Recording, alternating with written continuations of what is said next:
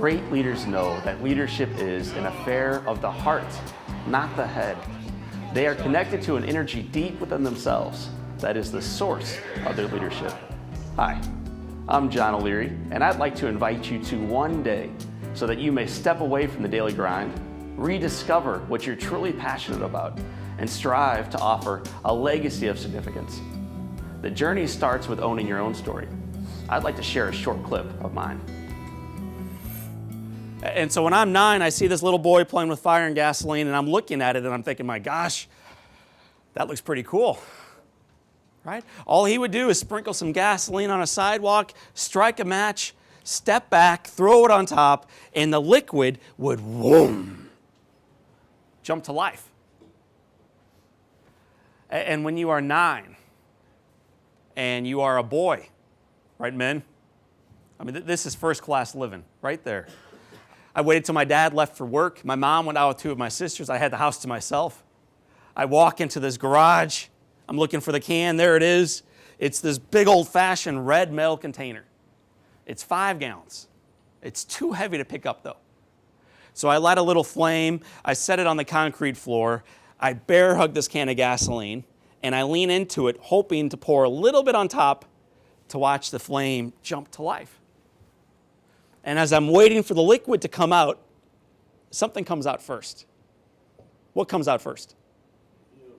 Right? The fumes. They come out first. They inhale this little baby flame up into this can of gasoline. It creates this massive explosion. So what does what happened to me mean to you? In sharing these stories, I hold up a mirror and challenge each participant to look deeply within themselves. It's an opportunity to get leaders to re-examine their own lives and realize again what's possible when they make courageous choices. My mom walks into my room. She walks right over to this naked, skinless, grotesque body. But that's her little boy, so she's not afraid. She walks right over, she takes my hand, starts patting my bald head. She tells me she loves me. And I look at her and I say, Mom, knock it off with the love. Am I going to die? Right? Am I going to die?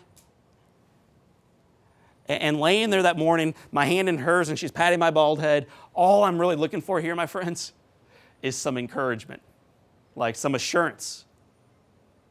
Like it's going to be okay. And she doesn't give me it. Instead, what she gives me is a challenge. She turns my question right back into me. All great leaders do, I think. They just ask questions. And her question back to me was, baby, do you want to die? I think this question is one that we need to ask ourselves occasionally. Do you want to die? In business, in relationship, in your spiritual walk, with that thing that's kind of broken at home, in your finances? Do you want to die? Because your answer to this one changes everything. And as awkward as it may be to answer that one, I think the next one's even harder. Do you want to live? When you're on your back and you've just been burned terribly, it's very easy to shake your head and say, I don't want to die. When you're running your own business and you got your own relationships cooking and you're a busy guy or busy gal, answering this one's a lot harder. Do you want to live? I'm like talking about really live. And you take John's story and you make it all about your story. And before you start answering these questions, my friends, I'm going to remind you a couple things.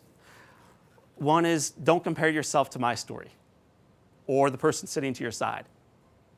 You have your own uniquely valuable story to share. Own that one today. And number 2, be as vulnerable and as gutsy as you can in these answers. Because as we move through the day, these answers are going to accumulate in one specific needle-like fashion.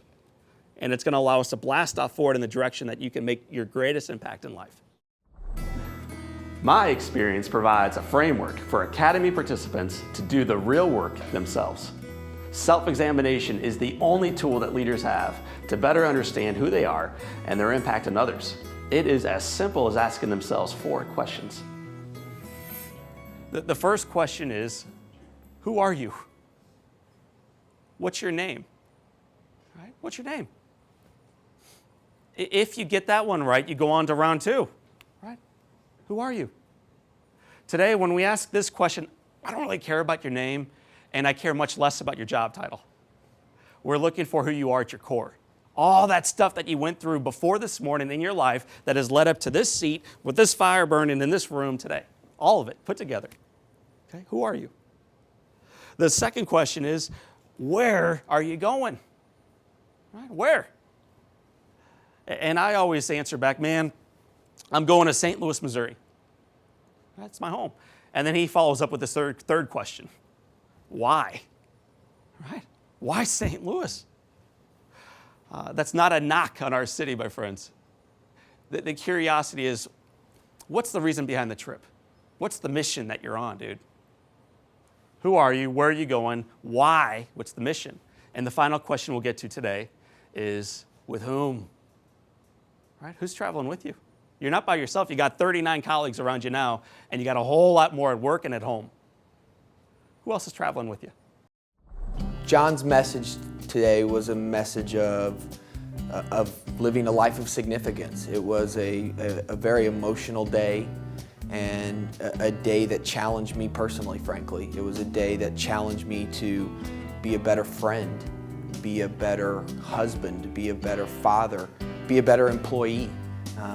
It was just absolutely a rock solid day, and a day I'll never forget. John O'Leary, I mean, where do I begin? I heard his message, I guess, about a year ago or so, and it's one of those messages where you hear it for the first time, and it truly just changes your life. And I thought to myself, my staff, my organization, they have to hear this. And then the more I thought about it, I thought, my friends need to hear it, the peers need to hear it. And so I figured I'd just try it and bring 30 of my closest friends out to this day at a great lodge.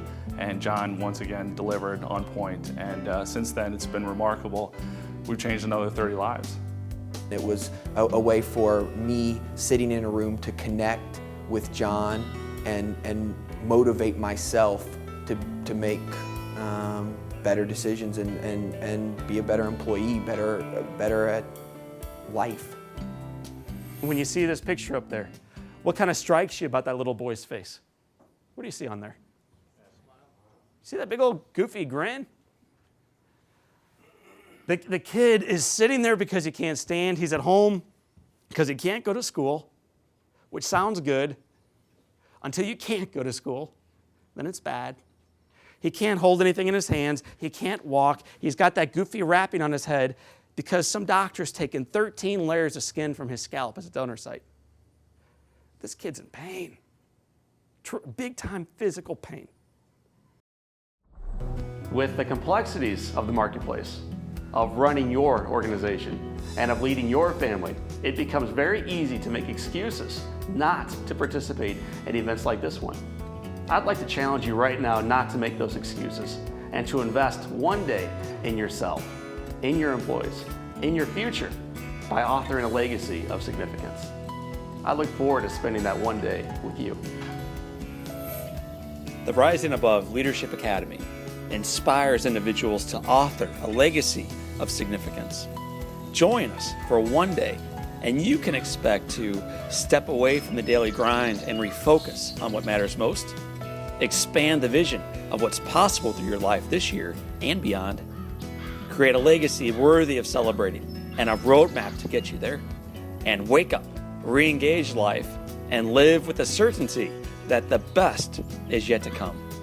Contact us today, and let's ignite life together.